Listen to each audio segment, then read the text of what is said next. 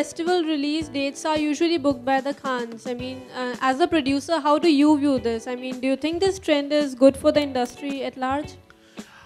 You know, I've actually reached a stage in my life where I want to make good films which have like strong content, and I think when the film is ready, of course one should block dates, and we try and do that, because what people don't realize that there is actually a technicality, a modality that forces us to block time in good time zones, because we're restricted by screen space. You know, we are not being able to absorb two strong releases, you know, sometimes in one phase, which is why we need to plan our releases. And plus our costs are so high that a national holiday gives us that much more of an impetus. We are bound by and restricted by certain obstacles that bind us to kind of succumb to certain release dates and, you know, put our powers and energies into that. Having said that, if we can control our costs, if everyone comes on board, including the lead actors, then we don't have to worry about, like, you know, things like we must come on Republic Day or Independence Day or Eid or Diwali. We can then come anytime, like it used to be in the 60s, 70s.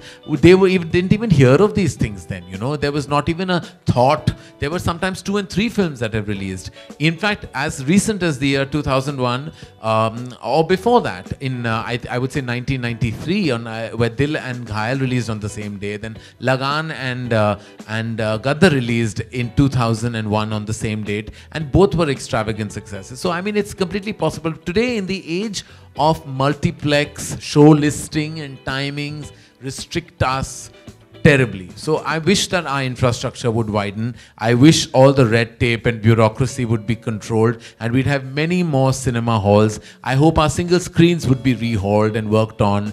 There's so much that needs to do. We need to be empowered. We need the governance to support us. I said that the last time, I say it again. We can't do this alone. We have to be treated as a strong force in an industry, and only when we are empowered can we really increase our infrastructure. And trust me, our content will get better with that. No, sir, I think you're uninformed. There are many voices that go and talk. You just don't know what transpires in those conversations. I mean, you're not aware. You've not been in the room with us when we've gone. Yes. We have actually gone. There have been several trips made. Not only one, but several trips. The problem is that we have people. Exactly.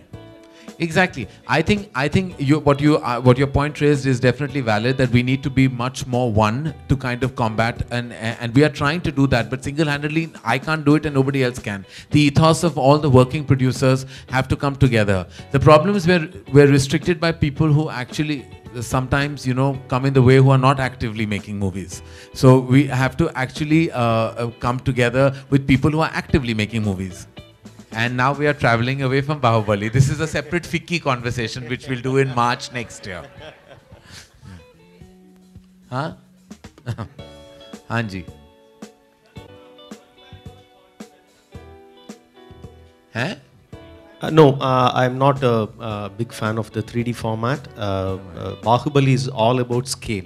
3D gives you depth but reduces the scale, and I'm not a big fan of the format. I want my characters to be big, my visuals to be big. In fact, we have shot on 16:9, and in some cinemas where it has the bigger screens, you'll be seeing a much bigger picture than regular CinemaScope format. It's a 16:9 format. I'm not a big fan of 3D. I don't like it. Well, it didn't do well, but your role was very appreciated as an actor. So will we see you act in the future? Have you got more offers? Not anybody has offered me, I want to tell you. I'm waiting for that phone to ring. एक बुरा offer भी आ जाए तो कोई तो आए है. Not at all. I don't know. I tried my best. I don't think anybody wants to see me again on screen. I please put it out there, if you thought my work was good, that I should be offered more work. At least give me an opportunity to refuse it. I have not even been offered a single feature film. I can't cast my own self. I'm not that stupid. Karan, you are one of the best director, producer, anchor as well in the industry. So the most burning question in the industry is when Karan and Salman are going to marry. When Salman and I are going to marry?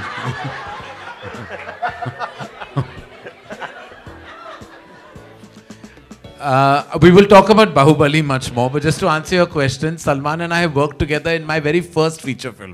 1998, Salman played a very pivotal part in Kuch Kuch Hota Hai. So, of course, working with him is an honor. I think he's one of our leading superstars and one of the finest people I know. And working with him will always be an honor and a pleasure and a privilege. How important is villain in this movie? I think Sir will be the best person to answer. In all my films that I have done so far, I make my villain character much bigger than the hero himself. I'll make him much more powerful and stronger. And when you watch the film, throughout the film, you should have a feeling like, how can this guy be beaten? So that is how I design my antagonist character.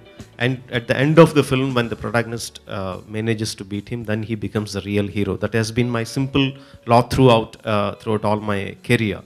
And Bahubali, the name itself is so powerful. The hero character is so powerful, and my villain is even more.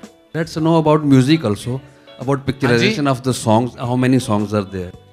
I don't know why I'm even thinking you should answer this question. You spent all that money.